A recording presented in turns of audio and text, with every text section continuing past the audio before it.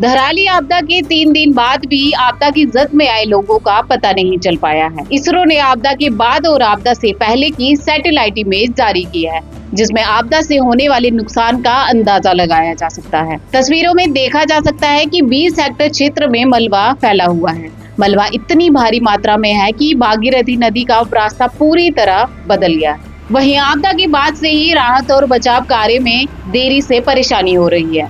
सड़क का रास्ता पूरी तरह ध्वस्त होने से राहत और बचाव कार्य में इस्तेमाल होने वाली मशीनों को वहां पहुंचाने में देरी हुई है, जिस वजह से अभी तक लापता लोगों की कोई खबर नहीं लगी है। हालांकि 2 दिन बाद प्रशासन द्वारा लोगों के मलबे में दबे होने की पुष्टि की गई है, लेकिन ये आंकड़ा असल आंकड़ों से ज्यादा हो सकता है। फिलहाल बारिश और सड़क का रास्ता बंद होने की वजह से धराली से ज्यादा जानकारियां नहीं आ पा रही हैं। पत्रकारों से लेकर बचाव दल और नेता भी गंगनानी में फंसे हुए हैं।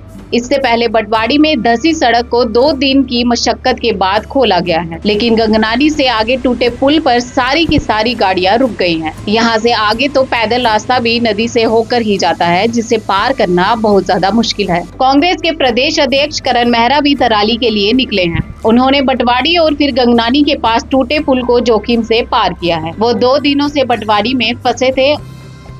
अभी हम लमचा गाड़ को पार करके आए हैं। आप देखिए बैली ब्रिज बनने की तैयारी हो रही है, लेकिन बहुत टाइम लगेगा। हम उस पहाड़ को रस्सियों के सहारे नीचे जाकर वहां से नदी पार करके हम लोग यहाँ पहुँचे हैं। हालांकि कोशिश हो रही थी कि हम ना पहुँच पाए।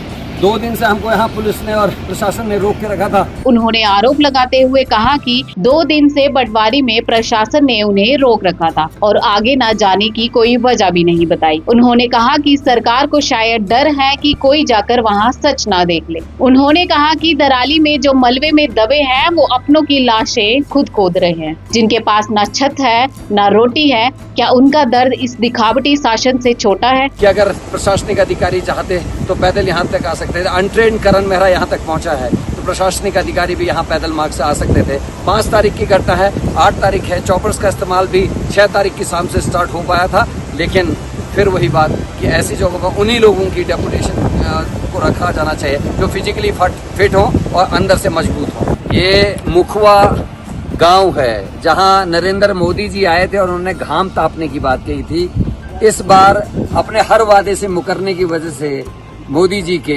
इस गांव ने पंचायत चुनाव का पूरी तरीके से बहिष्कार किया है। और आज मुखवा गांव की स्थिति है, ये जो सामने इलाका दिख रहा है, यहीं हमारे फौज के नौजवान लापता हुए हैं, उनका कुछ पता नहीं और भारी नुकसान हुआ है। और ये मलबा आने से ये लेक बन गई है, ये झील बन गई है, जिससे आने वाले समय में आगे के पूरे क्षेत्र को खतरा हो सकता है।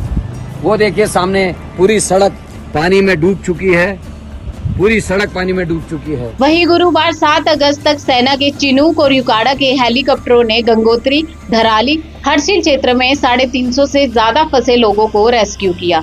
साथ ही बिजली, पानी और संचार सेवाएं दुरुस्त करने के लिए उपकरण भी पहुंचाए गए हैं। बिजली सप्लाई के लिए 125 केवी का जनरेटर भी देहरादून से धराली के लिए चिनूक से भेजा गया है। वहीं शुक्रवार 8 अगस्त को भी लोगों को मातली, उत्तरकाशी, चिन्याली, सोड़ और देहरादून लाया गया। शुक्रवार को 128 लोगों को आईटीबीपी मातली और 76 लोगों को हवाई पट्टी चिन्याली सोड़ लाया गया। ये सभी लोग धराली, हर्षिल और गंगोत्री के क्षेत्रों में फंसे हुए थे। हालांकि मलबे में फंसे लोगों को निकालने में सफलता अभी नहीं मिली है, जिसे लेकर सवाल उठना भी लाजमी है। दरअसल जिस दिन आपदा आई थी उस दिन प्रदेश में मौसम विभाग ने रेड अलर्ट भी जारी किया था और ऐसे में सरकार को किसी भी तरह की आपदा के लिए न सिर्फ सड़क मार्ग से तैयार रहना चाहिए था, बल्कि हवाई मार्ग से भी उसी तरह की तैयारियां रखनी चाहिए थी। लेकिन 3 दिन बाद भी धराली में मलबा हटाने के लिए कोई बड़ी मशीन नहीं पहुंच पाई थी। इसी तरह की एक फोटो सोशल मीडिया पर वायरल हुई, जिसमें कहा गया कि चिनूक के जरिए